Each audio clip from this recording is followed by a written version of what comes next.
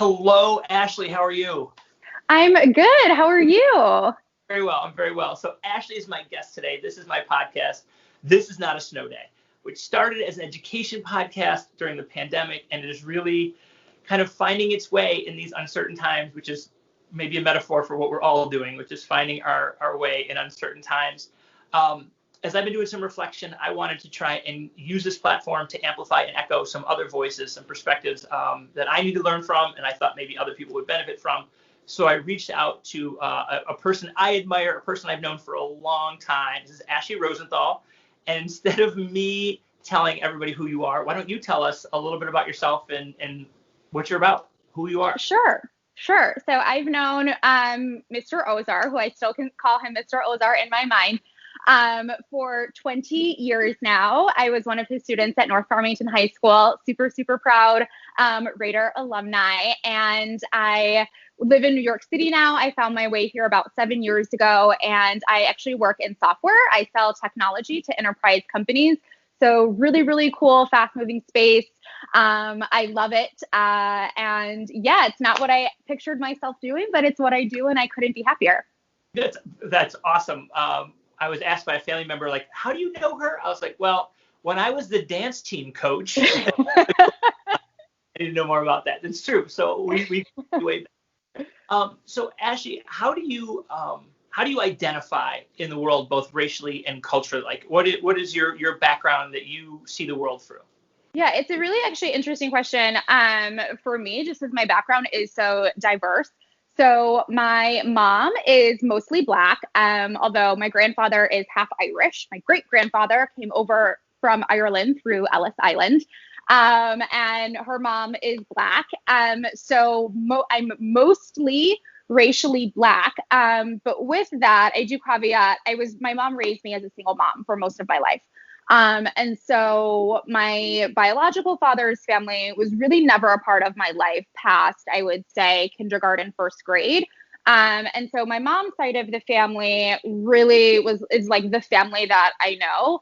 And obviously having a single Black mom, really has a huge impact on you. So I really consider myself, I identify as Black.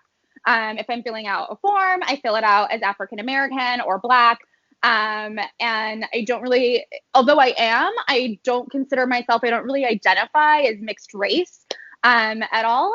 I think just, as a result of, having a unique upbringing. But additionally, I do have a stepfather who's been in my life for many, many decades now. And he did adopt my brother and I when I was in fifth grade, when I was 11 years old. And I've known him since I was 5 or 6 years old. So I also identify as half Jewish. Neither of my parents converted. They just raised us with everything going on in the house, which I really loved and think is special. So we went to synagogue, we went to church, we did Hanukkah, we did Christmas. So I consider myself a half Jewish Black woman. You are the most American person off air, and I met. So you went to a relatively diverse suburban high school. How was your experience navigating those spaces as a young person with a diverse background, both non-traditional family unit, varied background? What was that like for you as a young person, and maybe what helped you navigate, and what do you wish you had? Because I know people who watch are parents who are helping their kids navigate, and educators who want to advocate for their students. Sure. It's an interesting question too, because I actually changed school districts halfway through schooling. So I was in Walled Lake schools from kindergarten through 4th grade, and then we moved to Farmington schools. And I would say the Farmington district, at the time at least, was far more diverse than Walled Lake schools in the early 90s. By a long shot. So in elementary school, I was very used to being the only Black student in most of my class, and I think every one of my classes. I honestly have a hard time really recalling any other Black student in any of my classes in elementary school. And then I go over to Farmington schools, and it's predominantly Jewish, and there's a ton of Black kids and a ton of Asian kids and Chaldean kids and Arabic. And so it became this entirely new world. I also think, my high school experience, super diverse. North Farmington was such a great school. We had, your class, Minority Voices. I was talking about actually that class earlier today it's so special to think back on the fact that, minority voices in the early 2000s is like such a renegade type class to have, in public schools. So for me, high school was not too hard culturally or racially navigating. I was on the dance team and pom pom, and I was really involved and I'm very gregarious. And so for me, it wasn't super difficult. I did have come senior year was tough. I did face some bullying. Senior year, I don't know if you remember that. It did get really tough. And it did. There were a couple points where it turned racial. There were some racial slurs used against me by some of the girls bullying me. I don't think that they themselves actually felt and believed what they were saying. They had previously, for 3.5 years of high school, been my best and closest friends and really seen me through some difficult things with just family and relationships. And I think the anger and the hatred that was coming out of them was as a result of our friendship having diverged from each other. And I think that's really common for anyone when relationships break up. Not to cut you off, it's very interesting.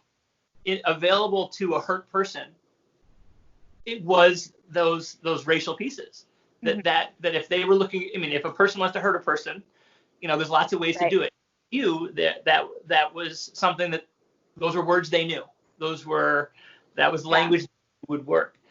I'm wondering, you talk about how easy high school was, or not for the most part, and navigating it at a diverse school where you're able to see texts and we worked really hard to put authors who had similar last names and similar stories. Do you remember what it was like for you as a little kid who didn't have those before you moved? What was it like when you look around a room and nobody else felt? Yeah, it's really hard. And, I'm so happy and fortunate to have had, both experiences, to have lived both. I was talking to someone earlier today, even saying that, even being a Black woman, being a minority woman in this country, there's still even some things that I need to open up and learn and hear, because I am from Farmington Hills. I'm really fortunate to be from a very affluent community. I'm from a community where everyone's parents went to college. It wasn't a question. Everyone had multiple degrees and owned their home, and there was really no financial struggle or need in the community where I grew up. And that's not the norm, everywhere. And so there's even some things that I need to take a step back and be introspective on. Walled Lake schools in the early 90s was just a very different ball game than Farmington schools. And so it was really tough. I had quite a bit of bullying at that school. Really hard, really, really emotional and hard. I want to go back to something you just said. As the person you are right now, you're still discovering things you need to learn about. You need to step back. How do you do that? Because I think what many of us need to do is, and maybe it's happening whether we like it or not, we're learning like, oh my gosh, I had no idea. And there's a lot of shock. You don't know what you don't know. Once you get that gap identified, how do you learn more? How do you broaden your perspective? What steps do you take? Yeah, I think it's all about really knowing who in your community and in your circle can be not just an ally, but an ally in helping you learn as well. And so I'm really fortunate to have my husband. We come from super, super different, he's from Long Island. His dad was raised in Queens, has a super thick Queens accent. Awesome. So we grew up very, very differently, different parts of the country, different types of family units. And so it's been, even just in our relationship, we've both learned so much from each other. And I think it's really all about, it's so important to just take your defenses down and just be super open from both sides to hear and share, and just make yourselves really vulnerable and be honest and open. And that, like, look, I'm not going to always get this right. Like, we're all striving for perfection, but like none of us are going to hit it, and just really accepting that, like, sometimes we're going to strike the right chord in the thing that we say, and sometimes we're going to get it a little bit wrong, and be gentle and kind in your teaching when someone gets it wrong, so that they can really hear you. Yeah, I love that, being gentle and kind. So when you talk about striking the right chord, because we've stayed in touch, thank you, social media, I was able to see a story you posted to one of your stories recently, and it really hit me in the chest. And one of the things that I hear a lot of parents and teachers and adults say is like, I don't know if my kid's ready for that conversation. Racism is really ugly. Privilege isn't their fault. Why would I introduce this? And especially around white kids. And then suddenly they get a little older. It's like, well, it's awkward. And then they get to an age like, well, my kids won't talk to me. And I think they miss the entire window. And one of the things I don't know that I think this is a privilege statement is that you're privileged to have to learn about racism and not experience racism. Right. So you replied to a thread that was going on social media about the first time you experienced something. And I would love for you to share that tough and real story. Mm-hmm. Yeah. So every Black person very vividly recalls the very first time they had the N-word used against them and directly at them. I was 5 years old, really, really young. My brother was a phenomenal baseball player my entire life growing up, local fame. But we were at a little league game. He was 7 or 8 years old. I was 5. And for Midwest, little league starts in March when it's still cold and gray and rainy and terrible. And so my mom and I were actually sitting in our car for the game, watching, him on the field because it was really gross outside. And there was another mom and little girl in the car directly next to us. And the little girl had her window rolled down and was holding onto this edge of the open window and screaming at me and my mom in the car next to us. And I thought she was saying bigger, bigger, bigger. I thought she was screaming the word bigger at us over and over. But I could also tell my mom was very dagger's eyes at the field. She wasn't looking over. She was not interacting or engaging, looking over at all. She wasn't even saying anything to me. I could tell that something emotionally was going on with her. And so I finally just said, Mom, why is she saying bigger at us? What does she want? Does she want us to have a bigger car? I completely did not understand. I had never heard even that word before. And so my mom had to explain to me, she's not saying bigger.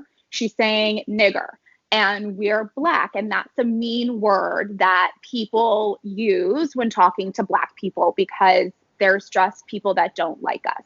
And that's a mean word that they can use. And so that was, I'm sure that my mom probably remembers it more vividly. She was in her 30s, obviously. I'm sure it's, and I actually know it's something because we've talked about it in my adulthood. So I'm sure there's more to it that she explained to me. But what I really remember, and I'll never forget, is that little girl screaming it at us. But most importantly, that her mom was, in the car with her. And so what my mom and I have really talked about is that, that little girl who was about my age, if not younger, I think she was potentially even younger than I was at the time. That little girl really already was taught to be racist, because if I was 5 years old and I had never heard the N-word before, she was hearing that at home. She was being taught, and even specifically that this is about Black people, because she saw us in the car next to her and knew enough that this is what you say to Black people. And her mom was allowing it to happen continuously. Yeah. I'm sorry that happened to you. And I really appreciate you bringing that story to our audience. This is exactly what I want people to understand, which is we have to get ahead of the conversations. And so, Ashley, here you are, living in Manhattan, fabulous, killing it. What message would you like to share with people, and maybe even framing it what do you wish the parents of all those other not children of color in your elementary school, what do you wish their kids' parents had said, or what do you want to encourage parents and teachers to know or say, or looking back at your experience and forward? I'm not trying to be a grandparent or anything, but I know maybe a family in your future, and you'll be bringing young people into the world. What do people need to know? Yeah, I think that they need to know that the reality is that kids notice differences, whether it's height, whether it's hair color, skin color, accents, the way that you dress, the way that you talk, anything. Kids are noticing it. And so if you're not talking about it actively with them, they're noticing, and they're coming to they're drawing their own conclusions. And I can even say I'm not super proud of, I have memories in middle school of being awful and saying awful things to other students, Indian students and, other students with special needs. And we just weren't talking about it at home. And so I was coming to my own conclusions, and I was saying and doing things that I look back on and I'm really horrified about. And your family, your kids are going to have the same experiences if you're not actively talking about it. And so ignoring it doesn't, I get so frustrated and angry when I hear anyone say, I don't see color. Everyone is the same color to me. And I just want to say, okay, that's part of the problem, because we're not all the same color and we're not all having the same experience. And so by just trying to ignore it, you're part of the problem, and you're perpetuating these assumptions that people are making. And do you really want your kids to draw their own assumptions, or do you want to, at 3 years old, 2 years old, as soon as you can, explain to them and drive it into their mind that everyone is special and different and unique, and it's what makes us, love each other and have a community, is these wonderful, special differences. Yes. The studies that infants as young, under a year, will start to gravitate towards toys that look like the people in their life. We're aware. We're very aware. And so, talk about it. I'm hearing you say talk about it. Yeah. I am so happy and humbled that you would come and talk about this with us, especially, you're young and fabulous. It's like 5:30 in Manhattan. There's a lot of, aren't there all kinds of parties to go to, or is that the Corona kill all those? We're on lockdown, so there are no parties going on. We're probably going to go for a walk maybe, but that's as well as it gets. All right. So anything else that you want to leave us with, or any party things, or anything you've read or seen that you think other people would benefit from? Yeah, I would just love to say that, I said this to someone earlier in my network. He reached out and said that he was really moved by something that he saw my husband post earlier this week, and he really wanted to comment, and he put something together a ton of different times and ultimately didn't. And so what I said back to him is, first of all, I'd really love to hear what you wanted to say. And I urge you not to be afraid to say the wrong thing, because even if you say the wrong thing, I can explain to you why it was wrong, and you'll leave the conversation having learned something and feeling better. And so I urge everyone to, let's just stop being afraid to say the wrong thing. Let's meet everyone with, if you hear someone say the wrong thing, let's meet them, with that understanding, with kindness and vulnerability, and explain to them, this is why it hurts. This is what I've been through. This is the experience I've had in my life that makes that feel hurtful and wrong. And let's keep bettering each other, because, when you roll your eyes when someone says something wrong, or you let it go, or you say it's okay, you're also perpetuating the problem. And if you're just keeping a bunch of stuff to yourself because you're too afraid to say the wrong thing, you're also perpetuating the problem. Yeah. Silence doesn't move us forward. Silence doesn't move us forward.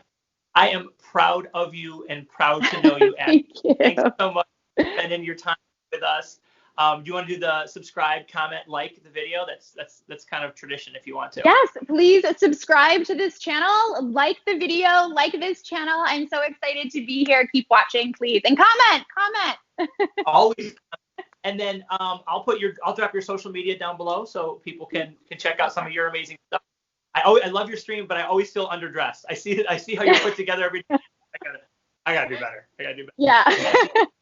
Thanks so much. Silence is not the answer. We got to reach out and try to understand each other in the middle. Thanks so much. Thank you for having me. Bye. You're welcome. Bye. All right, now the awkward part where I figure out how to stop the recording. Yeah. It's not awkward.